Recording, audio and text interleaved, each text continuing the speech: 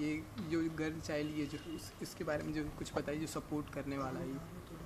यानी ये उनकी शिक्षा के लिए, अच्छा। लड़कियों की शिक्षा के लिए उनका स्कूल जो ये संस्था चलाती है उनके लिए है।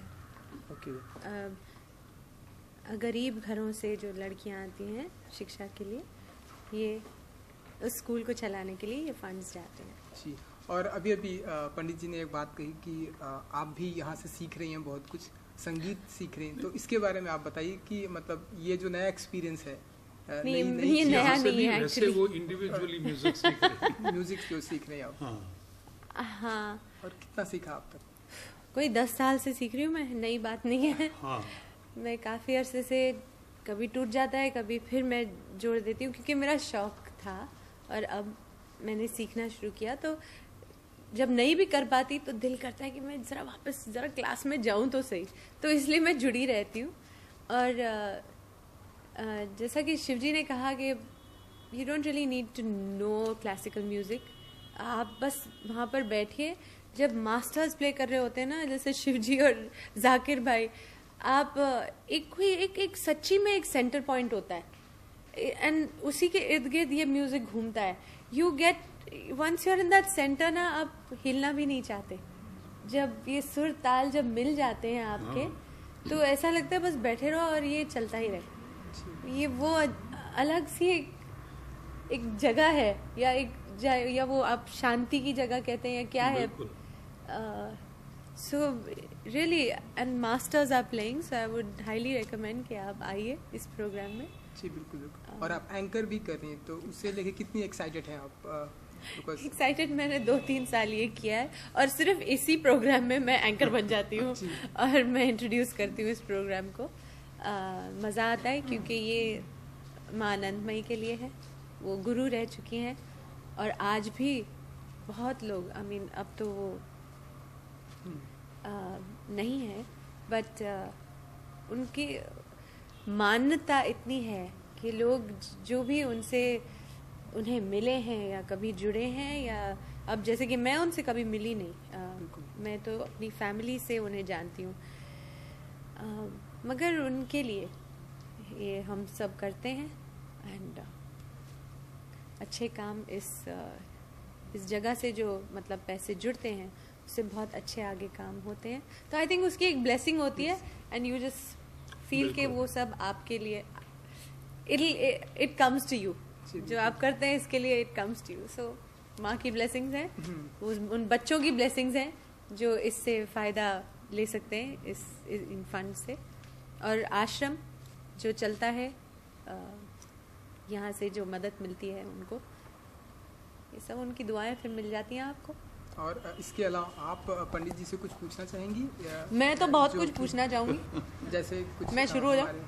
यस, हमारे दर्शकों को भी कुछ मालूम पड़ेगा कि क्या आप दिख रहे हैं, क्या कुछ।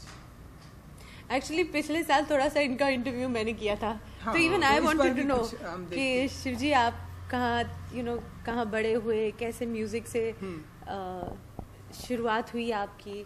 आपने कहा था उस वक्त कि आप क्योंकि कश्मीर में थे, कश्मीर की वादियों में बड़े हुए हैं, तो वहाँ से जो प्रेरणा मिलती है, शायद आप थोड़ा उसके बारे में बताएंगे। फिर मैं मेरी पैदाइश जम्मू की है, जम्मू कश्मीर स्टेट जो है हमारी, और वहीं पैदा हुआ, वहीं संगीत सीखा। मेरे पिता पंडित उमादत्त शर्मा जी मेरे गुरु भी थे और उनसे मैंने गाना सीखा, तबला सीखा।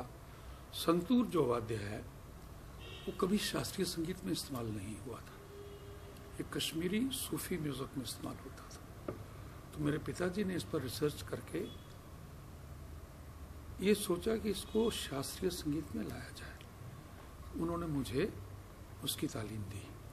बाद में मैंने इस साज को मॉडिफाई किया, क्योंकि जिस तरीके से वहाँ बजता था वो कंप्लीट इंस्ट्रूमेंट नहीं था क्लासिकल म्यूजिक के लिए।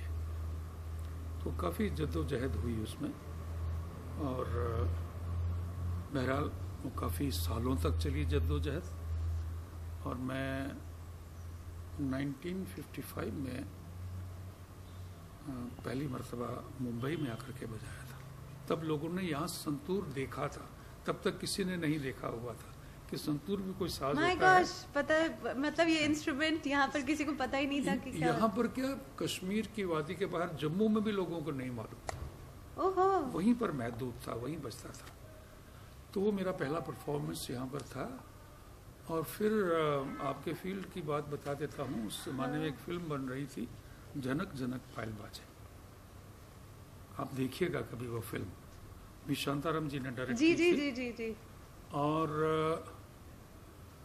उसमें गोपी कृष्ण जी हीरो थे, जो कथक नृत्य, बहुत बड़े कथक नृत्यकार थे। जी जी जी। और संध्या जी उसकी हीरोइन थी। हाँ।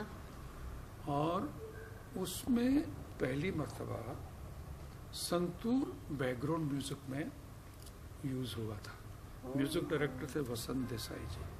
अच्छा। तो तब से मेरा फिल्म से भी नाता जुड़ा, और क्लासिकल से भी। और फिर मैं मुंबई आने लगा, दिल्ली जाने लगा, कलकत्ता जाने लगा।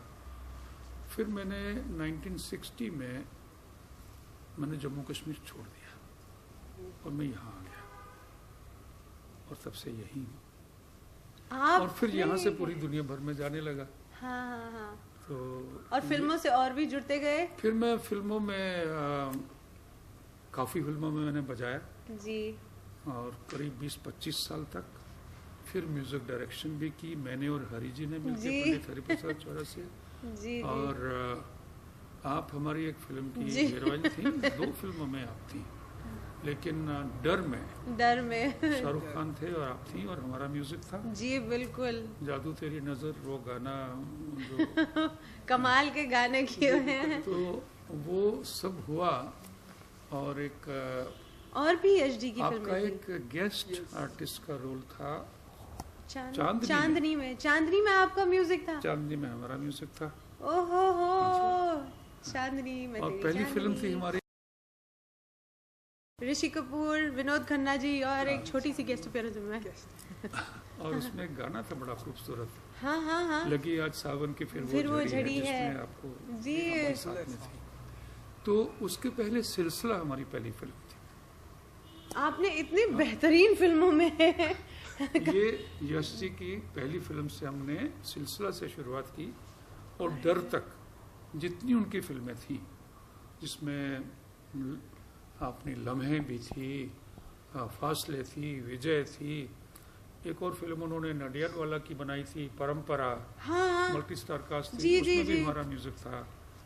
तो बहुत मतलब यश जी के साथ 10-12 साल तक हम ही लोग म्यूजिक देते रहे। यस, और हर फिल्म में। बहुत अच्छी फिल्में और बहुत अच्छा म्यूजिक। इनफैक्ट यश जी की फिल्मों में रोमांस और म्यूजिक ही तो होता था जो कि बेहतरीन होता था, तो सालों साल तक वही चलता रहता था। पोइट्री को भी इतना वो समझते थे, अप्रिशिएट करते थे, और उनको ये एक था कि अच्छा म्यूजिक और पोइट्री कैसे बनवाना है उसको, ये भी एक डायरेक्टर की सोच होती है। बिल्कुल। उनको इसमें एक ऐसा टेस्ट था उनका। तो आज भी आप वो गाने सुने, जिस तरीके से उन्होंने पिक्चराइज किए हैं,